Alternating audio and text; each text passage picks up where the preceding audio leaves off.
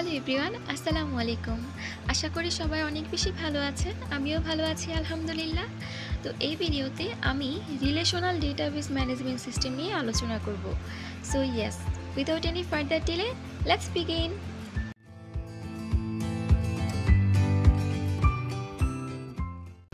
Relational database management system জানার আগে আমাদের জানতে হবে যে ডেটাবেস ম্যানেজমেন্ট সিস্টেমটা আসলে কি। প্রিভিয়াস ভিডিওগুলোতে আমরা জেনে এসেছি যে ডেটাবেস হচ্ছে এমন একটি সফটওয়্যার যেখানে অনেকগুলো ডাটা স্টোর করা থাকে। তাহলে এখন আমরা জানব যে রিলেশনাল ডেটাবেস ম্যানেজমেন্ট সিস্টেম কি। রিলেশনাল এই ওয়ার্ডটির মাধ্যমে আমরা জানতে পারছি যে এর মানে হচ্ছে সম্পর্কযুক্ত। তাহলে রিলেশনাল ডেটাবেস ম্যানেজমেন্ট সিস্টেম হচ্ছে এমন একটি ডেটাবেস যেখানে ডেটাগুলো স্টোর করা থাকে টেবিলের মাধ্যমে অ্যান্ড সেই টেবিলগুলো পরস্পর সম্পর্কযুক্ত হয়ে থাকে। আমরা স্ক্রিনে দেখতে পাচ্ছি এখানে তিনটি টেবিল দেখা যাচ্ছে। এই তিনটি টেবিলের মধ্যে পরস্পর সম্পর্কযুক্ত আছে। তাহলে এইটা রিলেশনাল ডেটাবেস ম্যানেজমেন্ট সিস্টেমের একটি এক্সাম্পল।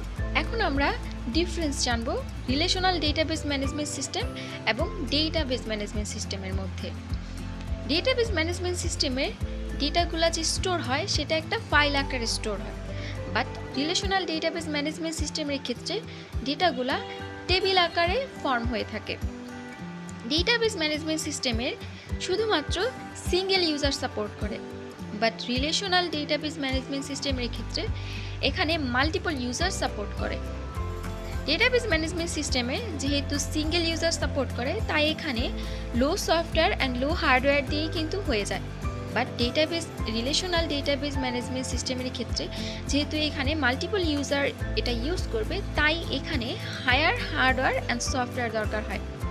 ডেটাবেস ম্যানেজমেন্ট সিস্টেমের মধ্যে ডেটাগুলোর মাঝে কোনো রিলেশন নেই, বাট রিলেশনাল ডেটাবেস ম্যানেজমেন্ট সিস্টেমের ডেটাগুলোর মাঝে রিলেশন থাকার জন্য টেবিলগুলো পরস্পর সম্পর্কযুক্ত থাকে। তাই এখানে টেবিলগুলো প্রাইমারি কি ফরেন কির মাধ্যমে সম্পর্কযুক্ত থাকে। ডেটাবেস ম্যানেজমেন্ট সিস্টেমে শুধুমাত্র স্মল অ্যামাউন্ট ডেটা স্টোর করা যায়, বাট রিলেশনাল ডেটাবেস ম্যানেজমেন্ট সিস্টেমে small amount big amount matter করে না। এখানে হচ্ছে সব অ্যামাউন্টের ডেটাই স্টোর করা যায়। Database management system normalisation support করে না, but relational database management system normalisation support করে। ডেটাবেস ম্যানেজমেন্ট সিস্টেমের সিকিউরিটিটা খুবই low and relational database management সিস্টেমের সিকিউরিটি খুবই হাই, বিকজ এখানে যেহেতু মাল্টিপল ইউজার এটা সাপোর্ট করে, হায়ার হার্ডওয়্যার অ্যান্ড সফটওয়্যার আছে, তাই এখানের সিকিউরিটি সিস্টেমটাও খুব হাই। এখন আমরা রিলেশনাল ডেটাবেস ম্যানেজমেন্ট সিস্টেমের ফিচার্স নিয়ে আলোচনা করব।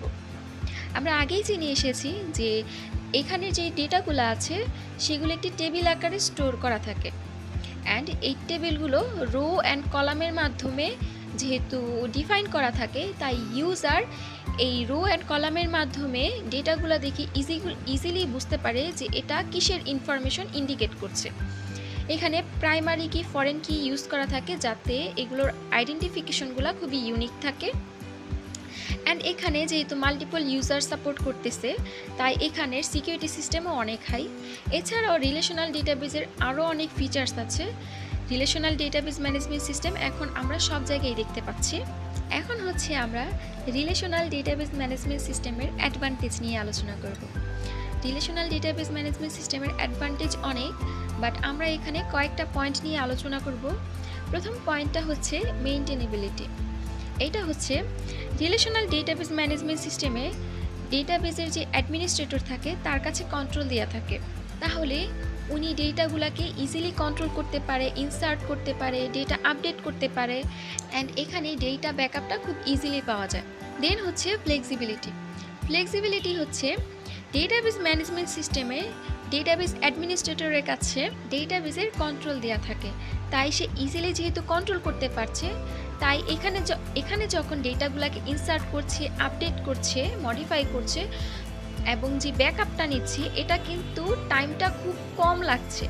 ফর এক্সাম্পল, আমি কোনো স্টুডেন্টের ডিটেলসটা আপডেট করতে চাচ্ছি, তখন আমি প্রত্যেকটা ফাইলে বা প্রত্যেকটা টেবিলে গিয়ে তার কিন্তু আপডেট করা লাগছে না। আমি যদি মেইন ফাইল থেকেই স্টুডেন্টের ডিটেলসগুলো আপডেট করে দিই তাহলে প্রত্যেকটা টেবিলে সেটা অটোমেটিক্যালি আপডেট হয়ে যাচ্ছে।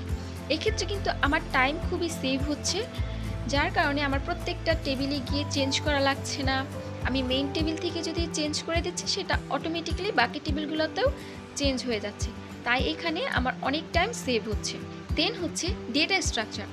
ডেটা স্ট্রাকচারটা এটা খুবই সিম্পল, এখানে টেবিল আকারে থাকে, যেহেতু রো অ্যান্ড কলাম আকারে ডেটাগুলো সর্ট করা থাকে তাই ইউজার সেই ডেটাগুলো দেখে ইজিলি বুঝতে পারে যে এটা কোন ডেটার ইনফরমেশন। দেন হচ্ছে প্রিভিলেজ। প্রিভিলেজ হচ্ছে ডেটাবেস অ্যাডমিনিস্ট্রেটরের কাছে যেহেতু সব অ্যাক্সেস দেওয়া থাকে তাই তিনি চাইলেই যে কোনো ইউজারকে স্পেসিফিক একটা অ্যাক্সেস দিতে পারে। সে সেই ইউজারকে সব অ্যাক্সেস না দিয়ে স্পেসিফিক কোনো একটা জিনিসের অ্যাক্সেস দিতে পারে, আবার সে চাইলে সেই অ্যাক্সেসটা সেই ইউজার থেকে স্টপও করে দিতে পারে। ডেটাবেস ম্যানেজমেন্ট সিস্টেমের ইউজেস অনেক আছে, যেমন এটা রেলওয়ে রিজার্ভেশন সিস্টেমে ইউজ করা থাকে, লাইব্রেরি ম্যানেজমেন্ট সিস্টেমে, দেন হচ্ছে ব্যাংকিং, এডুকেশন সেক্টর। এটা হচ্ছে সব জায়গায় কিন্তু আজকাল আমরা দেখতে পাচ্ছি, যখন আমরা কোনো একটা রেলওয়ে টিকিট রিজার্ভ করতে যাচ্ছি তখন আমাদের ইনফরমেশন লাগছে, তো সেগুলো কিন্তু একটা রিলেশনাল ডেটাবেস ম্যানেজমেন্ট সিস্টেমেই স্টোর করা থাকছে। আবার আমরা লাইব্রেরি ম্যানেজমেন্ট সিস্টেমের ক্ষেত্রেও কিন্তু এগুলো দেখতে পাই। এই রিলেশনাল ডেটাবেস ম্যানেজমেন্ট সিস্টেম আজ আমরা সব জায়গায় দেখতে পাচ্ছি। অনলাইন শপিংয়ের ক্ষেত্রেও কিন্তু রিলেশনাল ডেটাবেস ম্যানেজমেন্ট সিস্টেম ব্যবহার করা হয়। তো আমি আশা করি সব কিছু ইজিলি বোঝানোর ট্রাই করেছি। তাও যদি কারো কোনো কনফিউশন থেকে যায় আমাকে কমেন্ট বক্সে জানাতে পারেন, আমি অফকোর্স রিপ্লাই করব। আজকের মতো এই পর্যন্তই, নেক্সট ভিডিওতে আবার দেখা হবে। টিল দেন টেক কেয়ার, আসসালামু আলাইকুম।